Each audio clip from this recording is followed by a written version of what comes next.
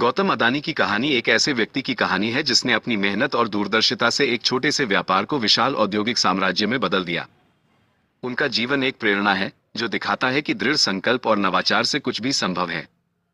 गौतम अदानी का जन्म 24 जून 1962 को अहमदाबाद, गुजरात में शांतिलाल और शांता अदानी के घर हुआ। एक मध्यम वर्गीय जैन परिवार में पले बड़े गौतम ने अपनी प्रारंभिक शिक्षा अहमदाबाद में प्राप्त की। उन्होंने गुजरात विश्वविद्यालय में वाणिज्य में स्नातक की पढ़ाई शुरू की, लेकिन दूसरे वर्ष में ही पढ़ाई छोड़ दी।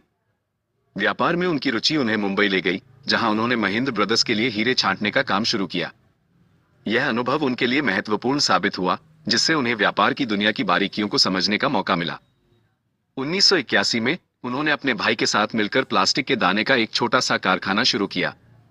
यह उनका पहला उद्यम था और यहीं से उनकी उद्यमिता की यात्रा शुरू हुई। 1988 में उन्होंने अदानी एंटरप्राइजेज की स्थापना की, जो मूल रूप से कृषि वस्तुओं का व्यापार करती थी। ये कंपनी उनके व्यापारिक साम्राज्य की नींव बनी। 1990 के दशक में गौतम अदानी ने मुंद्रा में एक बंदरगाह स्थापित करने का साहसिक निर्णय लिया। यह एक महत्वपूर्ण मोड़ था जिसने उनके व्यवसाय को एक नई दिशा दी। मुंद्रा पोर्ट आज भारत के सबसे बड़े निजी बंदरगाहों में से एक है और यह अदानी समूह के लिए एक महत्वपूर्ण संपत्ति है। इस बंदरगाह के विकास ने न केवल उनके व्यापार को बढ़ावा दिया, बल्कि गुजरात के आर्थिक विकास में भी महत्वपूर्ण योगदान दिया। इसके बाद अदानी समूह ने बिजली उत्पादन, कोयला खनन और नवीकरणीय ऊर्जा जैसे क्षेत्रों में तेजी से विस्तार किया। अदानी पावर भारत में सबसे बड़े निजी बिजली उत्पादकों में से एक है और अदानी ग्रीन एनर्जी नवीकरणीय ऊर्जा क्षेत्र में एक प्रमुख खिलाड़ी है। अदानी ट्रांसमिशन बिजली पारेषण और वितरण में महत्वपूर्ण भूमिका निभाती है। अदानी विल्मा खाद्य तेल और अन्य खाद्य उत्पादों का निर्माण और वितरण करता है, जो भारतीय घरों में एक जाना पहचाना नाम बन गया है। अदानी टोटल गैस शहर गैस वितरण में सक्रिय है और अदानी एयरपोर्ट्स भारत के कई हवाई अड्डों का संचालन करता है, जिससे देश के हवाई यात्रा क्षेत्र में उनका योगदान स्पष्ट है। अदानी एंटरप्राइजेस समूह की मूल कंपनी है, जो लगातार नए व्यापारिक अवसरों की तलाश करती है और समूह के विस्तार में महत्वपूर्ण भूमिका निभाती है। हाल ही में अदानी मीडिया वेंचर्स ने एनडीटीवी का अधिग्रहण कर मीडिया क्षेत्र में प्रवेश किया है। अदानी समूह के तेजी से विस्तार के दौरान उन्हें कई चुनौतियों का सामना करना पड़ा।